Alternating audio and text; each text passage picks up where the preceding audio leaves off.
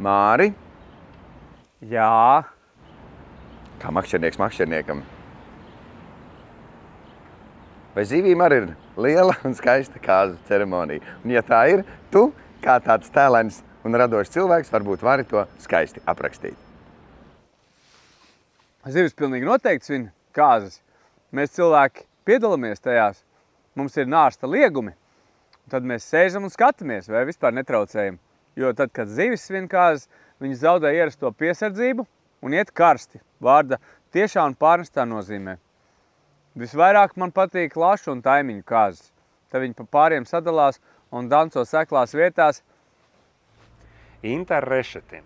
Vai tu piekrīti frāzē, ka aiz katra jaudīga vīrieša stāv vismaz tikpat jaudīga sieviete? Sievietei faktiski ir jābūt vēl jaudīgākai, jo tas jau ir tas virzītājs spēks. Vismaz tā es saprotu šo te dzīvi. Ja man nebūtu tik jaudīgas sievietes blakus, kāda ir man, es nedomāju, ka es sasniegtu pusi no uzvarām, kuras es esmu dzīvē sasniedzis. Ģirt, es zinu, ka tev ir gan diezgan nozīmīga ģimenes attiecība pieredze, un tev ir arī brīvo attiecību pieredze. Un tu mums esi pazīstams kā tāds iekārojams un nesasniedzams vīrietis savā veidā. Šarmants, noslēpumains un tā tālāk. Varbūt tev ir padomā kāds piedāvājums citiem cilvēkiem, kā dzīvot šodien un justies labi. Gan pašam ar sevi, gan ar kādu kopā. Es labprāt braucu uz Las Vegasu. Kāpēc? Tāpēc, ka tur var bez īpašām problēmām apprecēties tajā pašā dienā, tajā pašā stundā, tajā pašā minūtē. Un tāpat laikā šīs laulības var būt arī viendienīgas.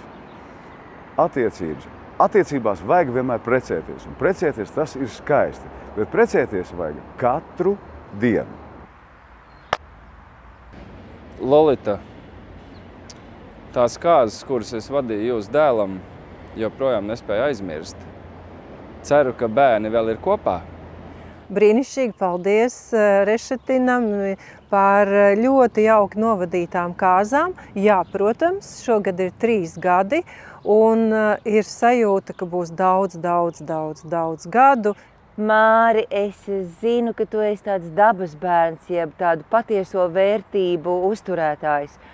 Un redzot tavus 3 puikas, kurām ir tik saudabīgi vārdi, es kādreiz domāju, kā tas tā radās? Un, piemēram, ja jums piedzimtu meitiņa Peciņa, vai tev ir padomā, kādu vārdu tu viņai varētu piešķirt, lai saglabātu to kopējo fonētisko skaņu, tas viss ir kaut kas tik oriģināls, tik latvisks, tik dabisks? Man bērniem tā, kad es skatos, ir 2 vārdi, tāpēc, ka pasaule ir vaļā un viens ir vietējais latviešu vārds, un tad otrs ir tāds bišķi kā vairāk pasaulējams vārds. Un bērniem esmu devis, vai mēs esam devuši kopā sieviņu tādu tā kā iespēju, ka viņi paši izvēlās, kurš vārds patīk. Vecākais ir Vics Ādams. Vics ir 16. jūnijas, nekas neparasts tas nav vārdu diena. Ādams savukārt, viņš piedzima novembrī, un es sapratu, ka man gribās tam Vitam, kurš izklausās tā kā bezdalīgas kliedienas debesīs, ka viņam vajag kaut kādu atsvaru ielikt. Ādams izklausās gan gruntīgi. Otrais bija Neima Eduards. Eduards, tāpēc, ka es toreiz strādāju radios konto, un tur bija Ritai Paulai ļoti labs draugs Eduards Švans. Bet Neimo tāpēc, ka vienkārši tas puika tāds izskatījās. Kamēr viņš bija vēderā, viņš likās, ka būs amba, bet tā, ka piedzima redzēja, ka nekāds amba nav. Amba jau arī ir vārds, kurš nav vēl piedzīvots Latvijā. Un trešais ir Tots Olivers. Tots ir tāpēc, ka es sapratu, ka viena no vārdarbības pret tautu izpausmēm ir tad, ja tev liedz tavus senos vārdus. Rainim bija Tots, spēlēja, dansoja. Tad arī Tots aizgāja. Olivers tas jau kaut tas pasaules vārds. Ja būtu meitiņa Peciņa, droši vien pa Ainu Pojušu nosaukt. Aina Pojuša Olte. Man īstenībā 3,5 šobrīd ir. Augustā būs 4. bet nezinu, kas meitene vai puika. Tev būs 4. bērniņš? Mums būs. Mums Riņš būs. Super. Plānprātiņš. Cirmi dēniņa un bērnus taisam. Tas tā, bet tā neoficiāla informācija, tikai dzimtsarakstu nodaļām. Mans mīļais, dārgais kolēģis Ginta Grāvele, Tu joprojām veiksmīgi piedari pie mūsu Dēles teātra neprecēto vīriešu asociācijas. Un tu labi zini, ka īsto vienīgo sastapt nav iespējams, jo pasaulē eksistē miljoniem izvēļu. Saki lūdzu, vai ir iespēja, ka mēs šo statusu saglabāsim vēl tuvākajā 10 gadē? Es no vienas puses teiktu, jā, es tev apsolu, Ģirt. Jā, un vēlreiz jā. Bet nekad neko nevar zināt. Mēs zinām, mēs esam teātrī un laiks ir tāds, kāds nu viņš ir. Paul, klausies, es tā īsti neatceros, vai tu biji precējies vai nebija precējies, bet ko tu domā par kāzu tradīcijām? Man šais laikos kāzās mulsina tā lieta, ka cilvēki tomēr arī tā vecākā paudze lielākā daļa ir pašķīrušies un pa jaunu apprecējušies un nav izveidojusies tradīcija, kuru sēdināt. Nu, mūžīgi tur ir līgavains, vienam vecāk, otram vecāk, bet tā kā vieniem vecākiem ir kaut šķirtais vīrs un šķirtā māte, un tad tur jaunais tēvs un vecā māte un patēvs un pamāte, tad nav izveidojusies nekāda subordinācija, kā viņas gaumīgi sasēd pie galda. Un visas kāzas ir nervozas, stresainas, un tas runās, un tad tas šķirtais tēvs piecerasies, un tad viņš kaut ko nogāzīs, vai tā māte kaut kādas pekstiņas ar savu jauno brūdgānu sakausies. Un gal galā jau tie šķirtie senči jau arī nav nekāds labais piemērs, kā dzīvot tālāk tiem, kas ir apsolījušies tagad dzīvot visu mūžu kopā. Tā kā viņi būtībā arī jau traucē, jau saknē tai ceremonijā atvelkoties abi divi. Elīte, es zinu, ka tu proti noķert prieka un laimes taureņus. Līdz ar to tu mūs visus iedvesmo. Un līdz ar to tas laimes brīdis, kad tu biji kopā ar Jāni, arī bija ļoti iedvesmojošs. Gan priekš jums, gan arī priekš mums pārējiem, kas to redzēja un sekoja līdzi. Vai tu esi gatava, ka Dievs tevi apveltīs ar vēl līdzīgu pārdzīvojumu, un tu būsi gatava to noķert? Nu, tā kā otrs kā Jānis nekad nebūs dzīvē, un kaut kā tā, kā tas viss tā sanāca, tas bija tā kā brīnums.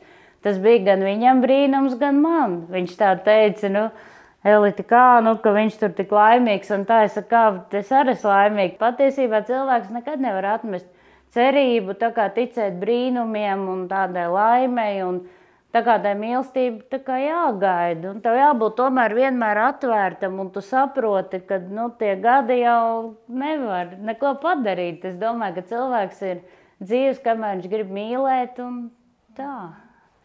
Un Aina, tev man viens jautājums, zinot, cik tu pati šarmanta sieviete, cik tu māki varbūt arī citiem prieku darīt, bet kas ir tas vislielākais prieks, ko tev tavs mīļotais cilvēks kādreiz ir devis un dāvājis? Nu, tāds pārsteigums, ko es nevaru aizmirst, saistās ar manu tagadējo vīru, kurš bija mani noskatījis, bet es to pat nenojautu.